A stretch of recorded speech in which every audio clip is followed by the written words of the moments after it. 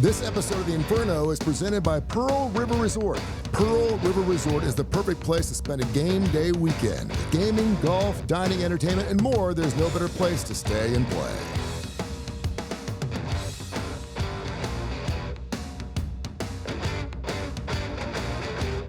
Today's episode rundown of The Inferno is brought to you by Legacy Credit Union. Legacy Credit Union, the official credit union of UAB. My favorite two teams are 1 and 4. It's not a good time of the year. It's time to start the season all over again. We'll do that this week in UAB sports.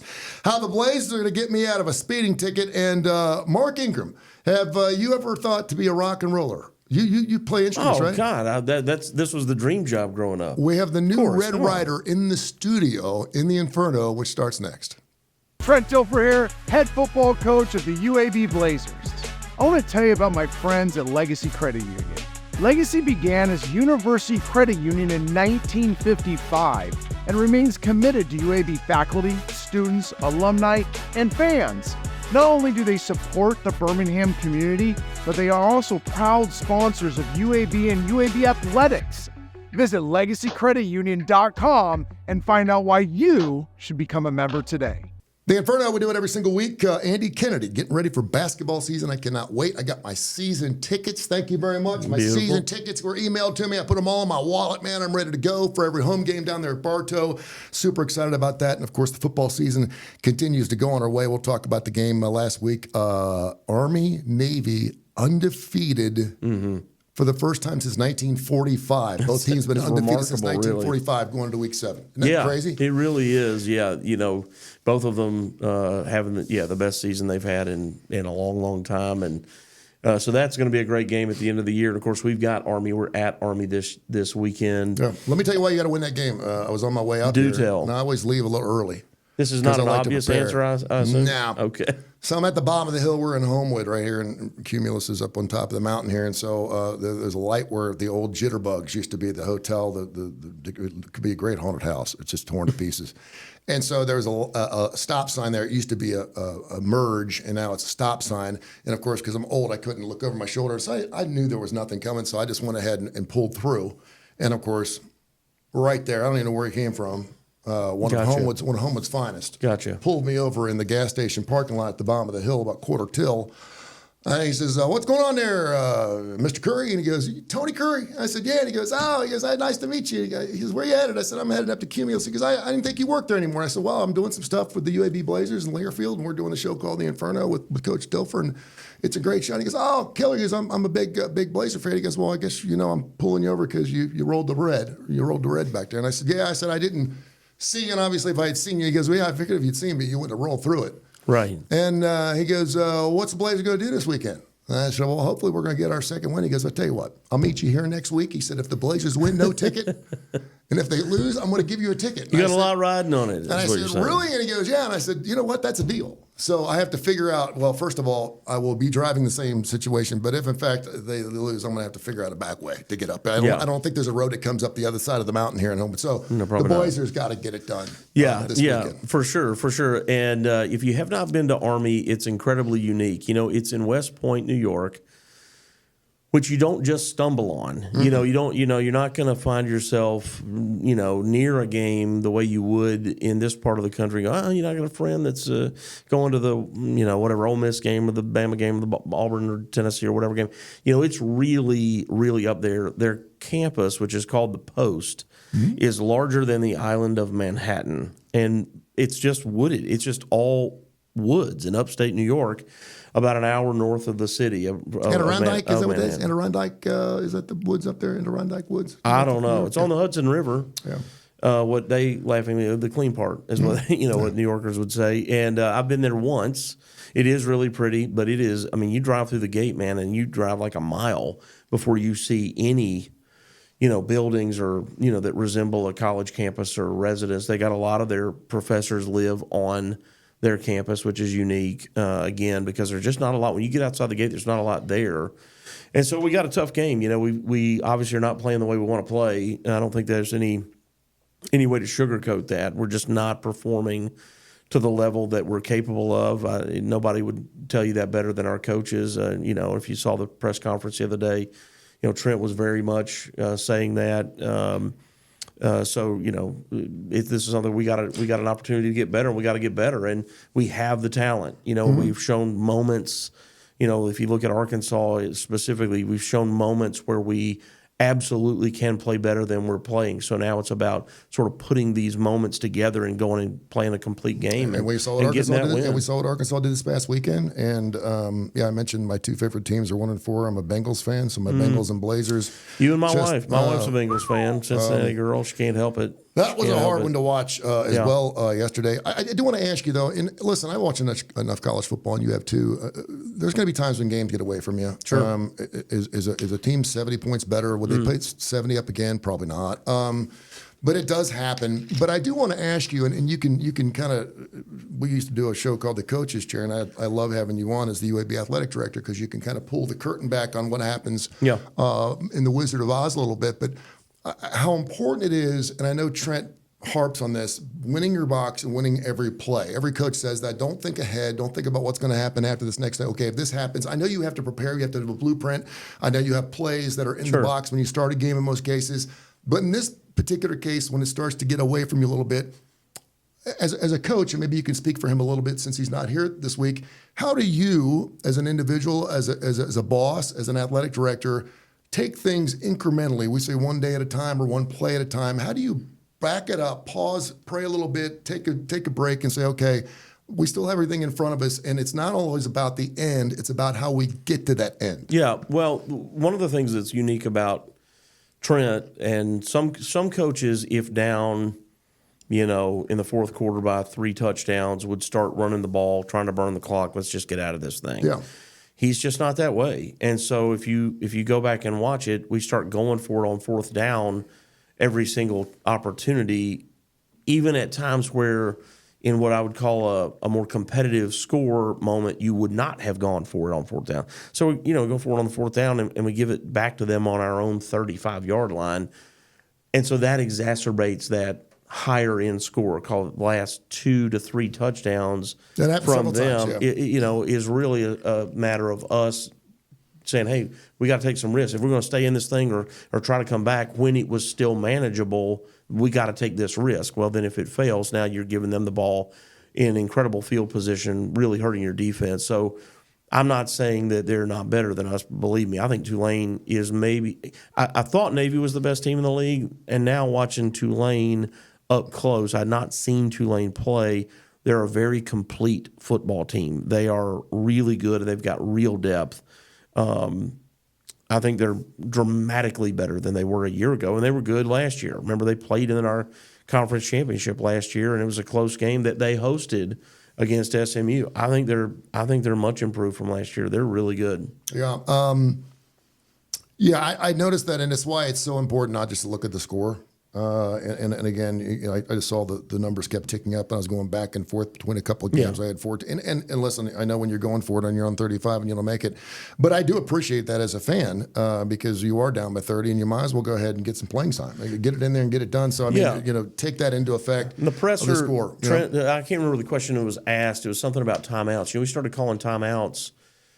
Tulane had the ball. There was like a minute and a half left, and we're calling timeouts. And Trent's like, look, man, it's really just about playing more football. Obviously we're not going to win the game. You go, why are we doing that? We're not going to win. Of course we're not going to win. It's about getting some more reps, trying to continue to have something to evaluate. What are we doing right? What are we not doing right? Where do we need to improve? Let's get more reps of football. We're only going to get better playing football if we play more football. Yeah. So going into this next weekend, and again, you're talking an Army who's also undefeated. The schedule for the UAB Blazers is becoming one of the hardest schedules in college football this year. It's been kind of crazy. How do you take that next step? Sometimes you want to give the guys a rest. Sometimes you want to give a day off. Let's forget about that game. Let's move forward. We have everything in front of us. And you have to treat every game like it's another season, like it's a new season. You're 1-4 going this game, but we're halfway through the football season. The games. There is a lot to be gained by winning football games now. How do they turn that around this weekend? Well, and you're not halfway. Yeah. I mean, we're still not halfway. You're right. There's a lot of games to be played. You got to find a way to win just one. Could you just win one? If we could just stop worrying about the season, could you just win this game? And look, man, it's hard for coaches and players. You start to feel like a broken record. Trent has used that term, in his press statements and maybe even in here, because you're preaching the same thing, which is, look, man, you do your job, and then you do your job, and then you do your job. If we all do our job and worry about ourselves, this thing works. What gets hard for a team in the position that we're in is if you get into a game and things go against you initially, that's the moment where you can't let down and go, oh, here we go again. No, man, whatever we didn't do well a game or 3 ago, that is irrelevant. This game is this game. Okay, they scored or whatever, or we, turned the ball over, or a thing didn't go our way. It's okay. The game's still close. You got to fight through that. You got to get, and if you could get one win, it changes the confidence. Yeah. Right. It completely reverses your confidence level, the way they see themselves, the way they see their ability to win. And that matters as much as your true physical ability to win a football game. Yeah, we used to do a show called the UAB Director's Chair, and it's kind of like that today. Mark Ingram, of course, the athletic director of the UAB Blazers, and of course, Coach's Corner, which we normally do with Trent Dilfer, brought to you by the fine folks at Viva Health and Pepsi, and of course, Legacy Credit Union bringing us the entire segment here. Back-to-back home games. UAB is 1-2 at home this year. Normally, they're really, really good at home. They have been ever since they came back in 2017. What's it feel like maybe to go on the road? And first of all, like you mentioned, you're going somewhere where it's historical. I mean, it's super cool. I mean, if you ever, it's a bucket list thing. If you ever get a chance to go to an Army game, period, certainly an Army-Navy would be the best. But it's a really cool place to visit. Yeah, a bucket list is an interesting word, a good one. I mean, because again, you're not just going to stumble on West Point, New York, and find yourself in the area. It's not near anything. You know, people that take that trip usually go to Manhattan, and then they're like, I'm going to the Army. We've got a lot of fans going this weekend, and that's kind of what they're doing. They're going to go to Manhattan for a long weekend and fit the game in. You can take a train, you can take a ferry, which is probably really fun if the weather's right, and it's supposed to be.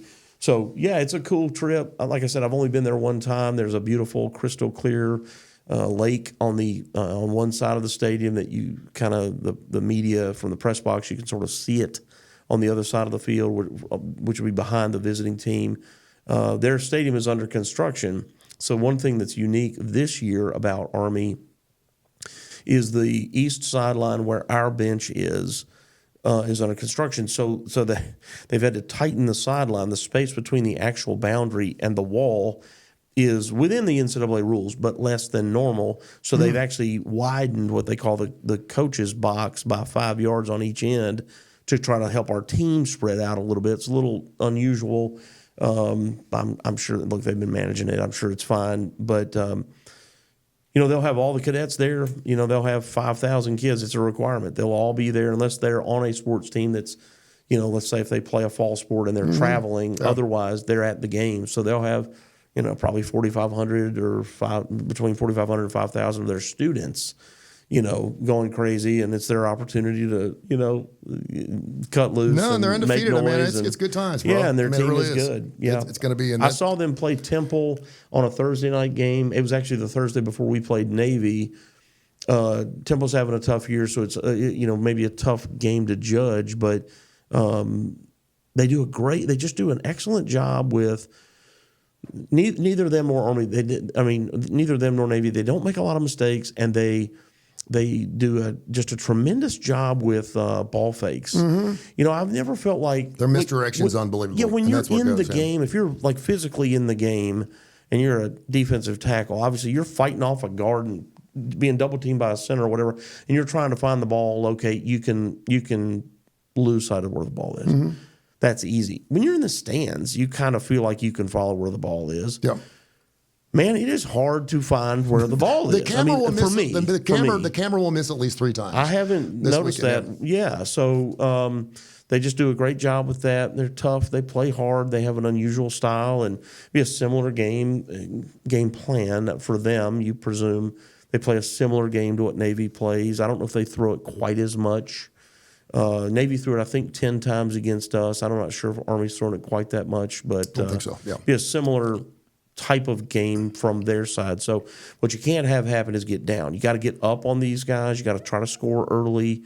They don't want to play from behind. If you can figure out a way to get up, not even by a lot, one score, if you can get up on them, now they're playing in an uncomfortable space. Yeah. Where they want to be is they want to have ball control. If they can get a lead of any kind on you, then they're slowing it down Yeah. to limit your possessions. I have a friend of mine, Oscar Luega, who does a sports radio down in Mexico City. Okay. And he loves the Crimson Tide, and he'll come up and cover a game once a year. They only let him come up here one time a year.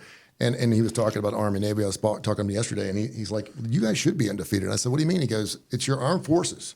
You're the strongest army. You're the strongest army in the world." He said, "You should have a hell of a football team on both." I said, "You know what? That's a good point." He said, "You guys should be bigger, stronger, faster." And he goes, "You certainly shouldn't have any penalties. You should be very, very disciplined." They are. The thing about Army and Navy, because of the wacky, weird kind of, whether it's the wishbone or the option pass or whatever, the running the football, you can either look really good, like you stole their playbook, or they can make you look silly. Yeah. And you just hope you're, the latter before you start the game and you're on the right page. Because when you've got them figured out, it usually goes your way. But if they get you on your heels with that ball fake and just the misdirection stuff, it'll throw you off.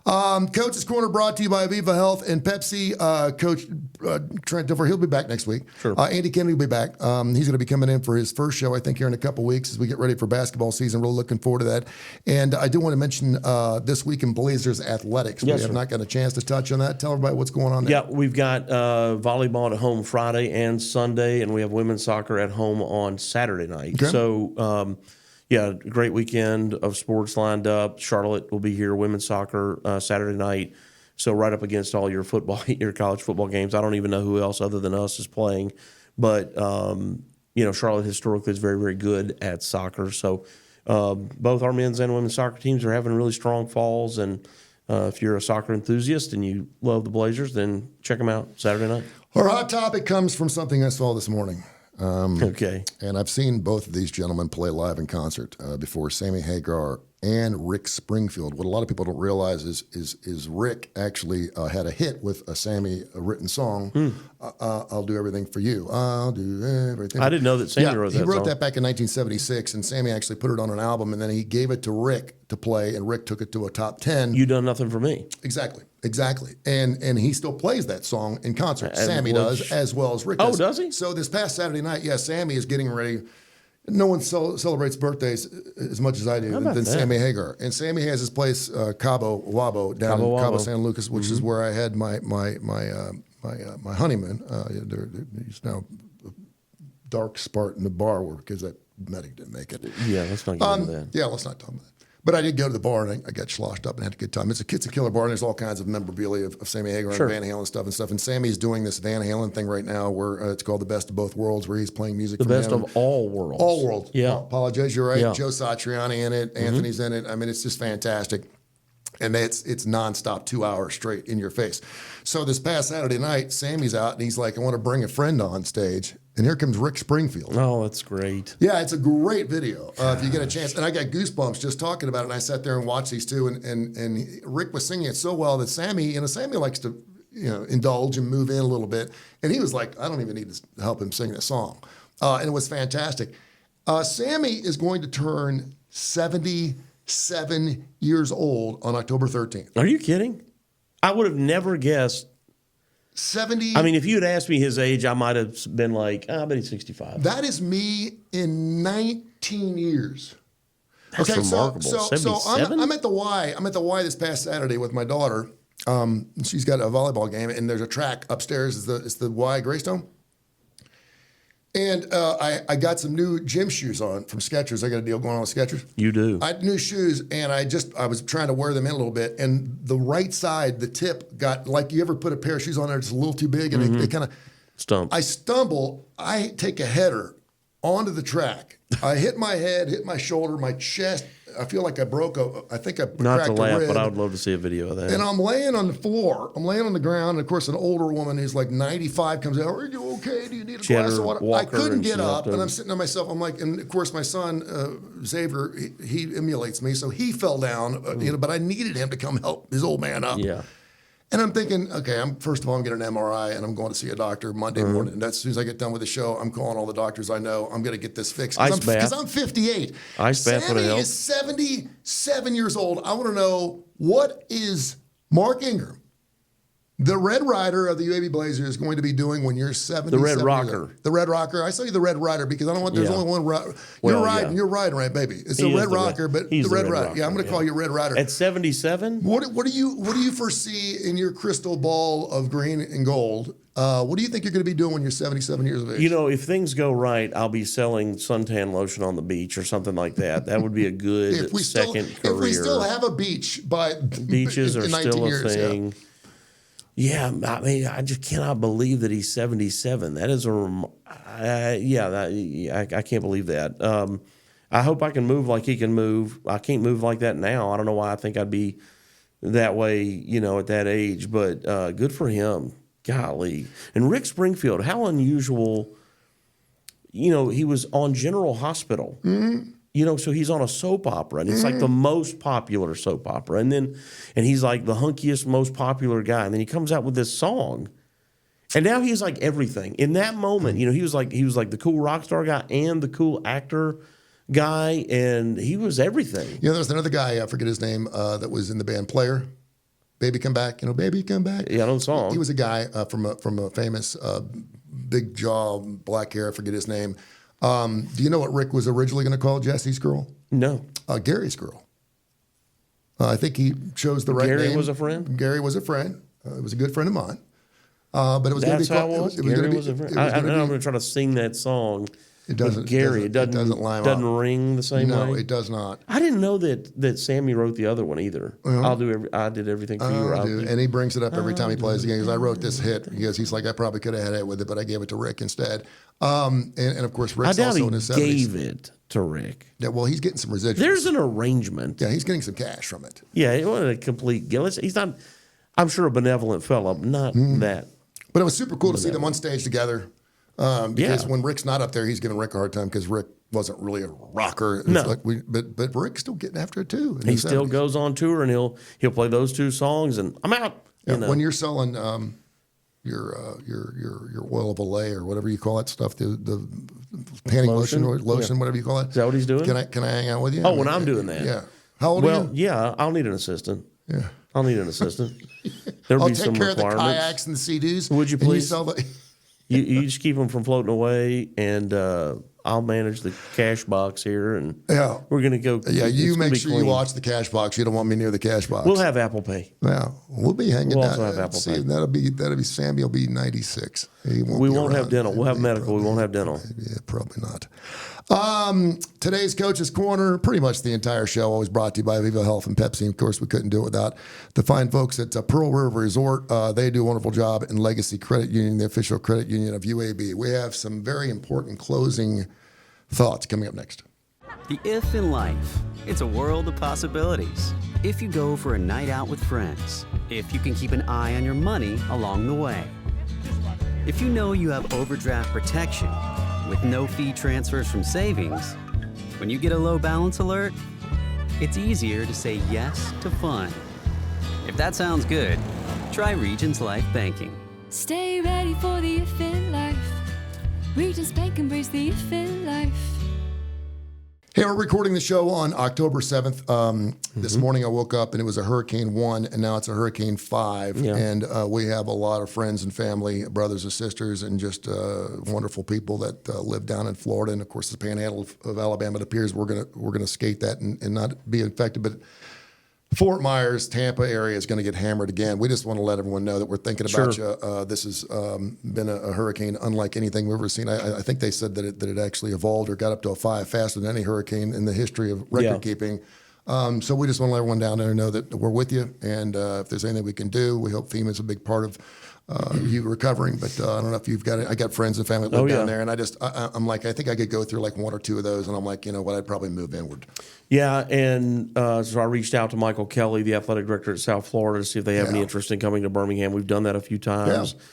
been a place where people could find relief to. We got great hotels, we have great restaurants, and we share our facilities. Of course, we got Protective Stadium. We still have Legion Field. There's opportunity for people to at least practice and keep their student athletes moving and doing things, and potentially play games if that's what they And you're close. would like Yeah. to do. It's not It's 4 close, hours. but Yeah, it's not well, like not going to Tampa. Yeah, well, it's true. But not unrealistic, and you got to go somewhere.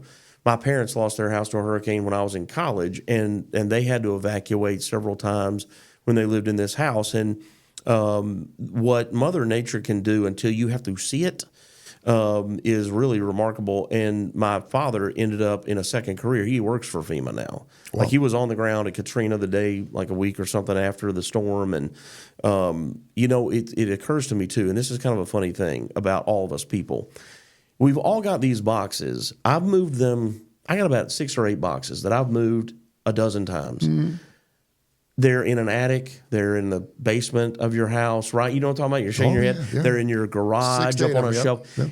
You haven't opened those boxes in 20 years. But let me tell you something. If sadly some natural disaster destroyed your home, the contents of those boxes are what you're going to miss the most. Mm-hmm. Isn't that unusual? And these are pictures of your grandparents. These are photo albums. It's wedding dresses. It's just stuff like that. And the only time you look at these things is when you move them. But most time, only to look through the clear plastic. Yeah. Those are my high school yearbooks, and that's that T-shirt I wore in T-ball that my mom refused to throw away.